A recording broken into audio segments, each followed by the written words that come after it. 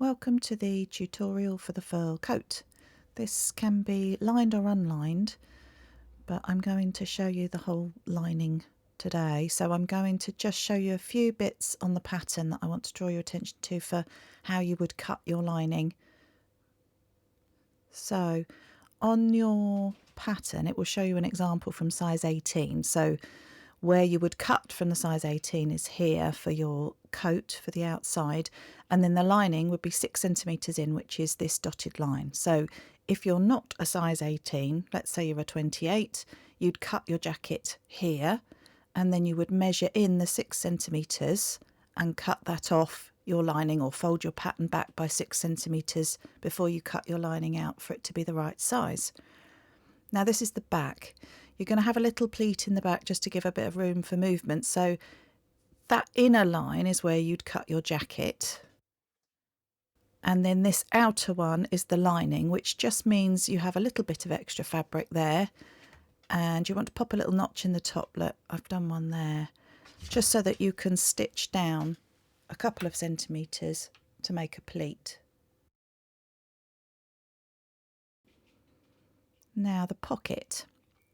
Again, this is my prototype one, so it'll be clearer on your pattern. So you want to cut the fabric to size all the way around the outside, and then you want to cut your lining to this line here, which is a bit shorter. Again, you don't have to line the pockets, but if you're doing a lining, it's a nice little finish. So once you've cut your lining shorter, when you've put them together, fold those seam allowances in. That's how it will be. So that's your pocket. You've also got a lining on mark on your front of your jacket piece, but that's self-explanatory. It's the same for everybody. Now on your sleeve, you'll have a line. I haven't on this one, but you'll have a line where you can fold out just a centimetre. So between those two folds that I've done there is a centimetre, and it just shortens your sleeve a little bit before you cut the lining.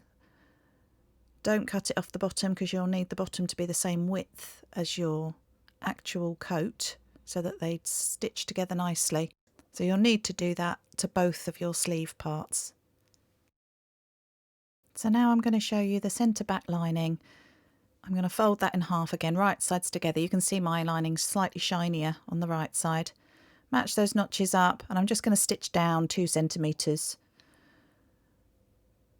This is the only part of your lining pattern that differs from your outer coat. So if I show you this bit, then you can construct your lining in exactly the same way as you construct your coat after this process. So there you go. I've stitched down 2 centimetres on the wrong side. I'm just going to push that to one side and pop a little stay stitch in the top to hold it down. Like I say, that pleat just gives you a little bit of extra movement in the back of the jacket. Lining tends to be quite stable and doesn't give, whereas your actual coat fabric probably will have a little bit of give in, so it'll just be more comfortable to wear. So now we're going to line the pocket. As I said, you don't have to do this part, but actually it works out to be much neater. So if you've got a bit of lining fabric, go for it. As you can see, I've got this lovely boucle chenille. I've overlocked around all my pieces because there's such a loose weave. I was worried it was just going to disintegrate. So right sides to right sides, I'm going to stitch along the top and then leave a hole and then stitch again. If you've got a loose weave fabric like this boucle, you might want to just finish the edges or stay stitch them or something just to kind of stabilise it. It can just disappear before your eyes otherwise. There we go. So there you go. I've left, I don't know, 5 centimetres in the middle, something like that. I'm going to fold that back over, give it a press. There we go. Doesn't look like it, but I did press it, I promise. And I'm going to match the bottoms. Again, right sides together. Pin those together, and you've got a centimetre seam allowance all the way around the outside edge like that. Obviously the straight edge is folded, so it doesn't need to be stitched. Here we go, all the way around. There we go. Now this fabric is obviously quite bulky, which makes it very nice to wear, but a little bit bulky to sew, so I'm going to cut out little pizza slice shapes or cake slices, whichever you prefer, just to give it a bit more space to sort of fold in on itself when I turn it through. I'm just going to clip around those curves because they're quite tight. The rest of it doesn't need it. There we go. I'm not going to bother to grade it because that lining fabric is so thin. We're going to turn it through now. Oh, I've nearly forgot to trim my corners off. Again, I'm being careful not to trim too close to the stitching because this fabric is such an open weave. I don't want to create any holes. It would be very easy for it to just unweave itself and unravel. So turn it all the way through. And I'm going to just tease those corners out gently by rolling them. I'm definitely not putting scissors or a needle or a pin or anything near those for the reasons I just stated. So here we go, just fiddle those corners out. Always looks so lovely, doesn't it? All those nasty raw edges inside, and then it comes out looking all clean and lovely. So now it just needs a little hand stitch to seal that hole and a little press. There we go, one pocket. Looking very neat. Do it for the other pocket too, and then you'll have, oh, and just roll that lining back a little bit so it doesn't poke out. So I've done some little interfacing strips on this fabric, again because, as I said before, it's a lovely chenille boucle. It's all soft and lovely. On the straight grain, it's really quite stable, but as you can see through it a little bit. Quite stable that way, but on the cross it really, really, really stretches. So I've just got some little scraps of interfacing here. This is what I save all my scraps for, and I just cut them into strips, and then I'm just going to press it around the curve there. You will need to make sure it matches your pattern piece and it hasn't stretched already to get it accurate, but this way you'll get a proper fitting jacket true to size. So I'm going to go off and do that now. Go and press those with a dry iron. There we go. So I've done the curve there. I've done around the neck as well because that's very stretchy, and a little bit at the top of the shoulder. You could do the cuff if you wanted, but as I showed you, this fabric's really quite stable on the straight, so I'm not going to. This is the back panel, again around the neck and the sort of armholes. It's a raglan sleeve, so they're not really holes, are they? And this is one of the fronts. I've done again around the arm and around the neck, and I've also reinforced a little bit here where my pockets are going to go. These pins, I've put safety pins in because my marks will disappear on this fabric and I don't want to lose my marks, so that's where it's going to go. It fits, so the top sort of lies in the middle of the interfacing, and those pins mark the corner edges, and it just means that bit doesn't stretch. Okay, let's start on this outer coat now. We're going to pop an arm. Where's my arm piece? There it is. You can see I've done my notches. I've done little tailor tacks, and I've got two on there to show you it's the back piece, just because I don't want them disappearing, and I've got two on there as well. And as I said before, I've overlocked around all the pieces so that they don't disintegrate, so obviously notches won't show. So a tailor tack is the answer for me. You can put safety pins in.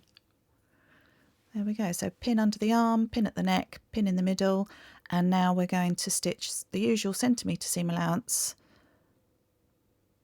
around. Here we go.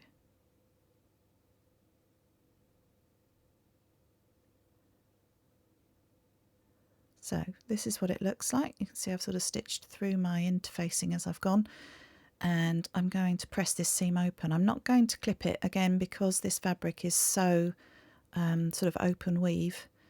I don't want it to unravel, so I'm just going to go with it. It's lovely and soft, so it doesn't need clipping, and it's a fairly gentle curve. So there you go, that's what it looks like when it's pressed, and I'll get rid of those tailor tacks later. Repeat for the other sleeve.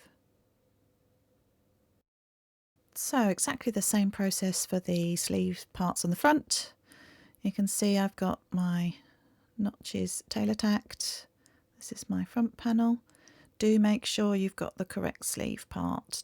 Don't try and stitch your back sleeves to your fronts. They are different. The ones at the front have a deeper curve to allow for movement, and the back ones are slightly longer. So pin under the arm, pin at the neck, and then work your way in. Stitch a centimetre. Here we go. Back tack, off we go. You should ease in really nicely.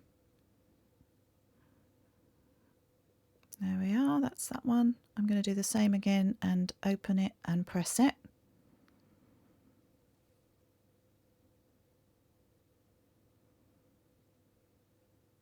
And that's what it looks like when it's done. And the right side I'll show you as well. I'll take those tailor tacks out later.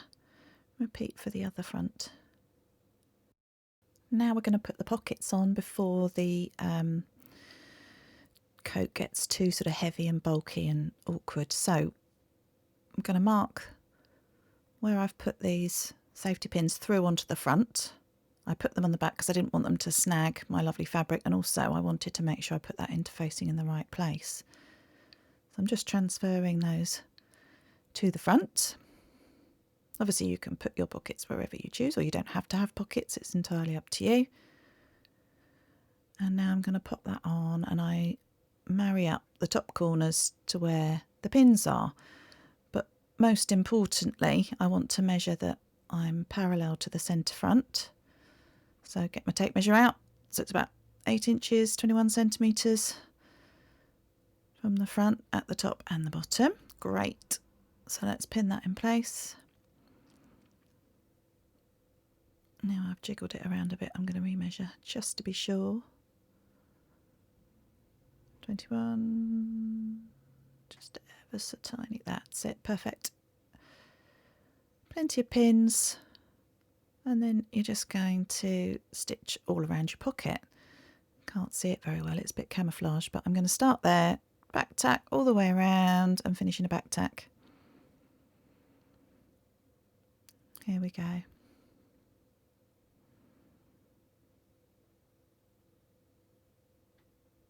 You can always tack these on first if you're afraid it's going to move around quite a lot.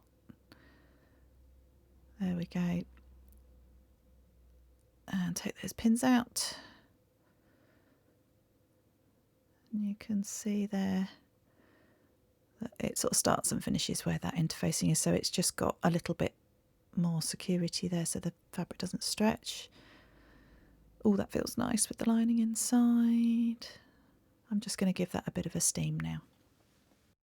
Next we're going to do the shoulder seams. So I want my coat back and one of the fronts right sides together. There we go.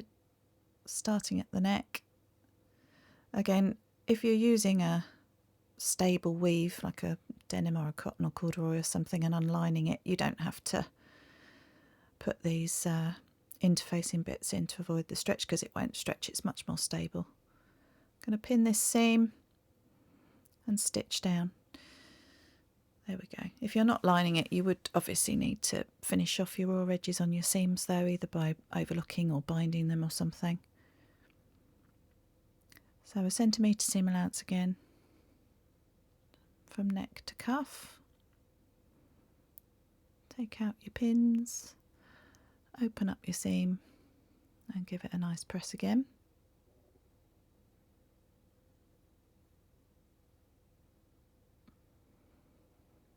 There you go, nice flat seam.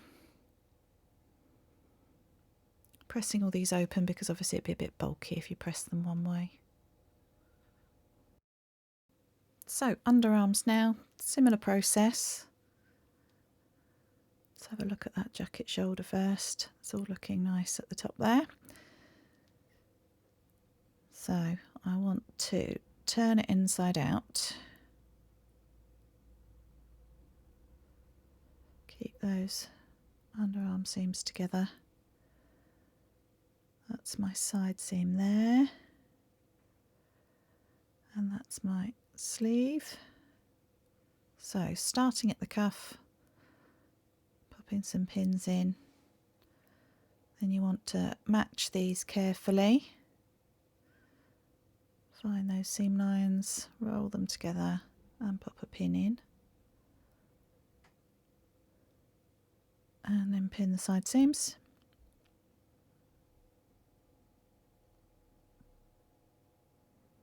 And we're going to stitch again using the usual 1 centimetre for the side seams, but I'm going to start at the cuff, work my way down.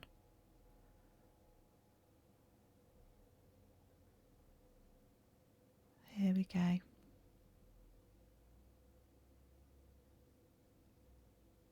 So cuff to hem, 1 centimetre seam allowance, and we're going to press that open again. I'm not trimming the seam allowance under the arm again because I'm worried the fabric will unravel, but you can do if your fabric's a bit more stable.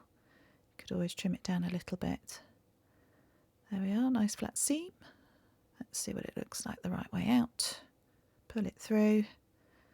That's it, we're starting to look like a jacket now. There's the sleeve, there's the side. You can tell that's the side, there's the pocket, camouflage pocket. Repeat for the other arm. Let's put this hood together. So we've got the outer coat pieces here. The curve is the bit that goes around your neck, so you want to put them right sides together, curves at the bottom, because you don't want to sew those up, and you want to start at the top of the hood there. That'll be the bit on your forehead, all the way around to the back of the neck there. 1 centimetre, stitch all the way around to that point.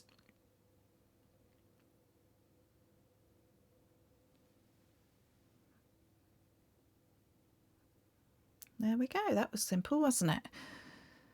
We're just going to press this open again. You might need a ham to get into that lovely curve at the back. There we are, pressed open.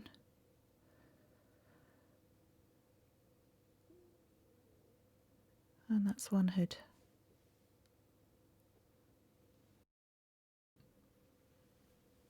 So let's put this hood on the jacket. I have marked, as you can see, my centre back with my thread again. Just arrange it so that it's easier to see. So that's my centre back. If you haven't marked it already, if you've forgotten, just match those seams up and you'll find it that way by folding it in half. That should match the back seam of your hood. Remember, this curvy edge is the one that goes onto your coat. So matching that centre back seam to the notch or the tailor tack. Then we're going to pin the fronts and work our way in, evenly distributing the fabric from the hood, keeping those seams flat and open around the neck so that it's not too bulky, which again I won't be trimming down because this fabric is far too open weave to do that. There we are, nicely pinned in, centimetre all the way around again. Make sure you keep those seams flat and open when you're stitching.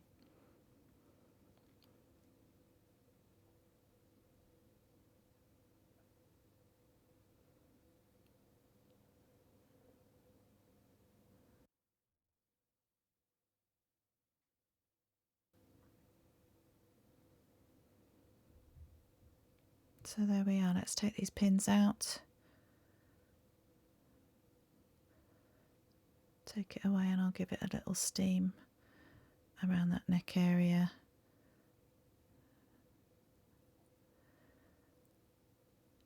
One hood on. Now, I've given that seam a little steam, but the only bit I'm going to press open is this front bit. And that's because if you're not lining this coat at this point, you can press those seams open and then all you have to do is hem it around the top and the bottom, so it would be a turn and a turn, and you want that seam open to make it less bulky. So we're going to make up the lining now if you're choosing to line your jacket. If not, you can just fast forward to the hemming part. These are all my lining pieces.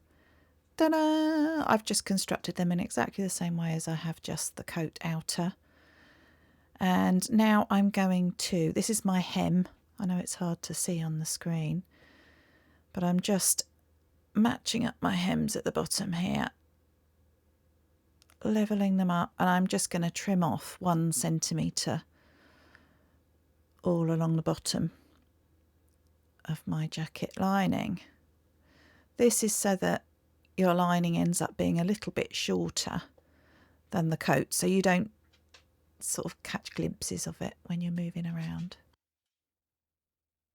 So there you go, I've cut 1 centimetre off. And I'm going to do turn and turn, 1 centimetre and 1 centimetre, and stitch it all along the hem.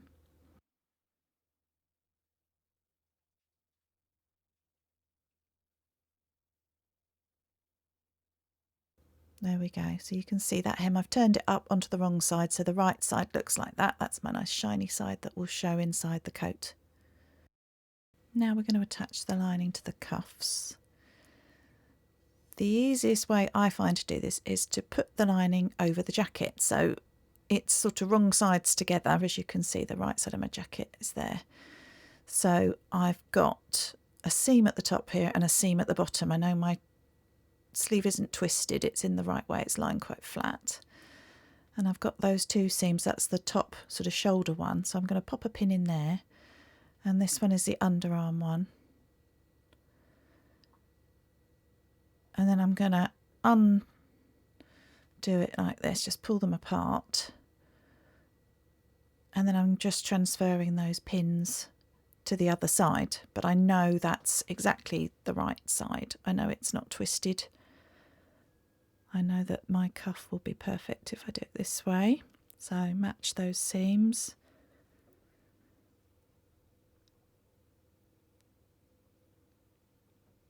And put a pin in. And do the same for the other one.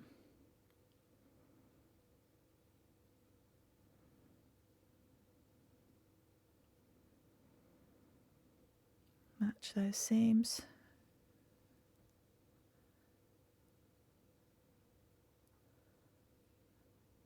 And put a pin in.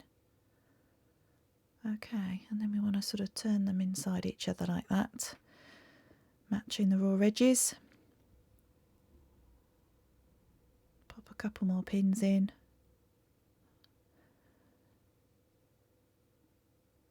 And stitch 1 centimetre from the edge. Now your cuffs should be both the same size because you folded the centimetre out of your lining so it was shorter, so it wouldn't hang down outside your coat. But your cuffs will still be the same size because you didn't cut it off the bottom. So if you did cut it off the bottom and cheated, then now you might find it a little bit challenging.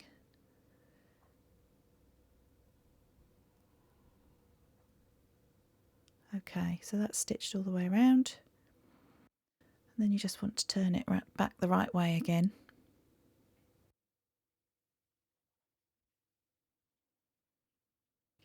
So we've got the lining inside the jacket now. And sort of make sure those seams, that seam allowance of the jacket is pointing upwards. So you want to sort of even it all out so that you've got 2 centimetres of your jacket fabric showing on your hem, because you've got a 3 centimetre allowance, but of course 1 centimetre of that is part of your seam allowance that's stitched with your lining. So if you can sort of roll it out nicely and just stitch in that seam there, stitch in the ditch as they say, just to secure it. And again, it just helps hold the lining out of the way and keep the cuff in the right place.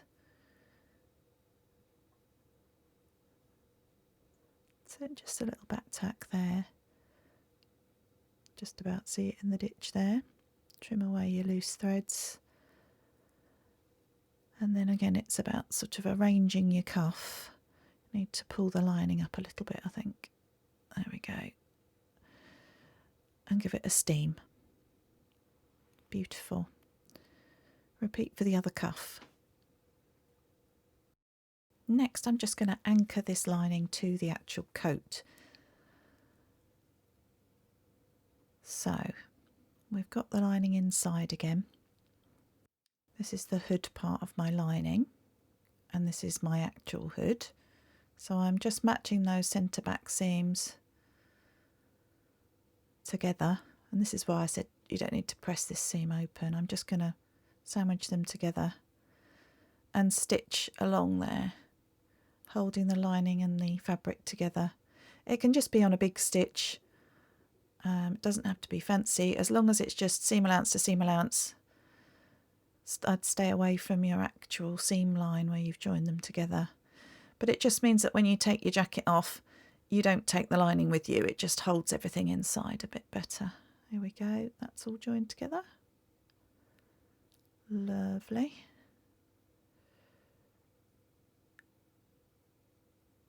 And another place I'm going to anchor it as well is the underarms. So this is the point where the sleeve seam meets the side seam. And there it is on my coat. I'm just going to grab a bit of the seam allowance, the corresponding piece of seam allowance on my lining, and just do a little stitch there, just like a centimetre or so, just back tack.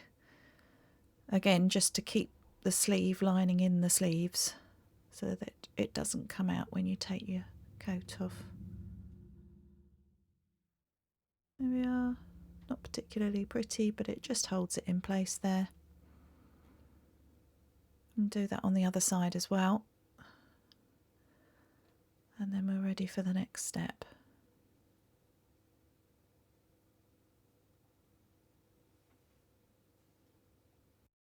Now I'm going to stay stitch this lining into my coat.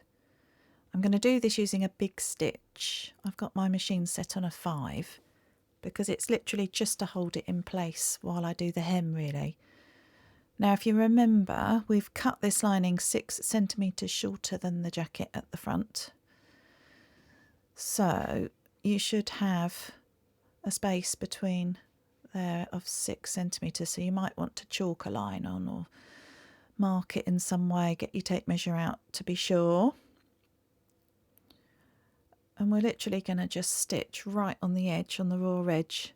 Doesn't have to be pretty, doesn't have to be perfect, but it's literally just to hold the lining in place because it's slippery until we've done our hem. So you will probably want to unpick it depending on your fabric afterwards. So be warned, it does need to be a big stitch. We're going to start a couple of centimetres up from the lining hem and literally stitch on the edge now.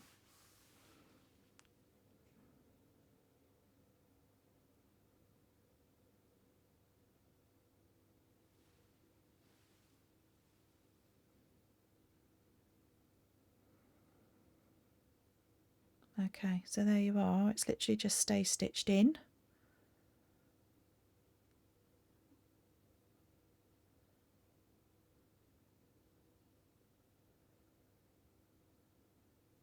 Just to hold it in place while I do this next step. Next, the hem. So I'm going to turn up my hem 3 centimetres and pop some pins in.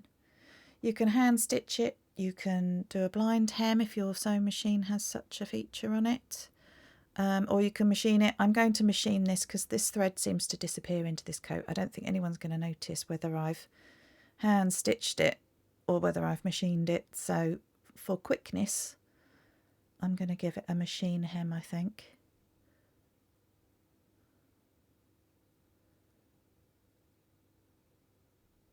There we go, nice quick hem.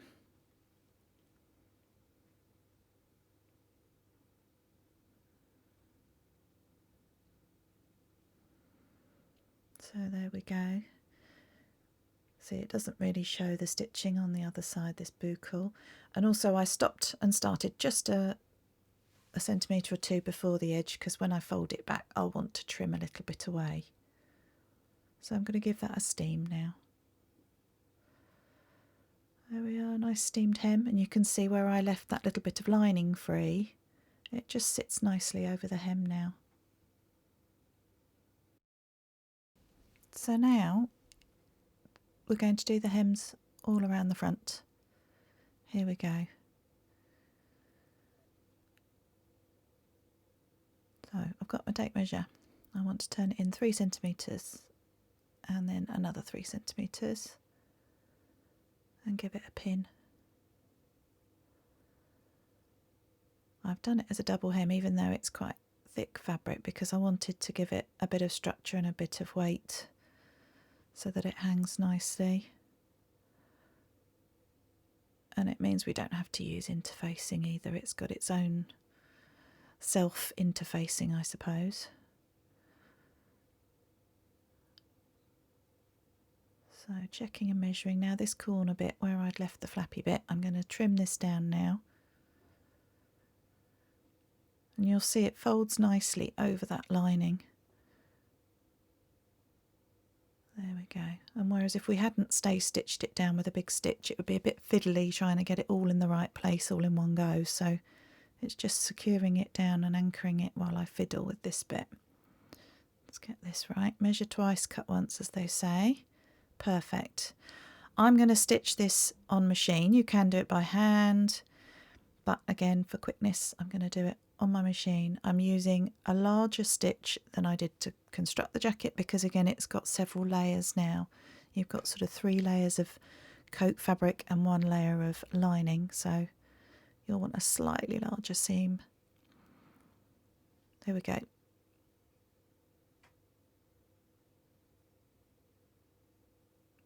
Give it a steam or a press, and that, apart from closures, that's your coat. So if you were choosing to make it without any closures, you're done. And needless to say, if you didn't line it, you would still just finish the front and the hood off as we just did. There we go. Let's do some closures. Toggles. I've had a special place in my heart for the toggle since childhood. Those lovely duffle coats that we used to wear to school. So I'm lining up my join there where my hood joins my coat. I'm going to measure down 10 centimetres. And that's where I'm going to put my first toggle. Now I'm lining that up with this, that's the stitching there, so I'm lining that edge of the sort of leathery bit of my toggle where I'm going to stitch it on with that stitch line, and I'm just pinning it in place. And again, I'm just measuring equidistant between them. I'm doing 10 centimetres. You don't have to use toggles, obviously you can use buttons, or you don't have to have a closure if you don't want one. And I've pinned those in place, so I'm just going to stitch around them now, and I'm going to make sure that lining stays flat behind it. So you may wish to put more pins around them to stop it all ruckling up behind. And this is quite fiddly, so taking it really slowly, lots of lifting that foot up and pivoting and moving around, taking your time to make sure that lining is still flat and not ruckled. And obviously try your jacket on before you stitch whatever closure it is on to make sure it's the right place for you and that you're happy with it. You might want to wrap it over more. You might want more toggles, fewer toggles. There we go. Well, slightly wiggly there, but you can see I've back tacked over that bit so that it's secure, and I'm going to stitch the other ones on now. There you go, slightly better result when I wasn't being watched on the camera. But the same principle, take it slowly, work your way round, back tack to secure. And again, now I'm going to put my other side of my toggle on. So I'm folding mine over, I'm matching my stitch lines, but again, you don't have to. You try yours on, find out where it needs to be for you and fold it over equally along the front. Can always pin it in place to be sure. I've got the other half of my toggles here. These are rather classy looking toggles. And you want to pull that toggle over, hide those raw edges, turn it over. There we go. Pull that toggle over so it's right in the loop. and pin it down.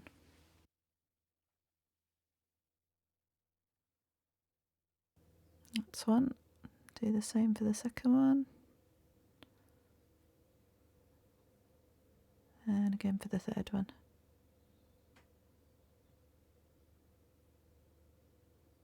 I'm going to stitch around that again. Let's undo them first. Again, you might want to pin back your lining to stop it getting all ruckled as you go around.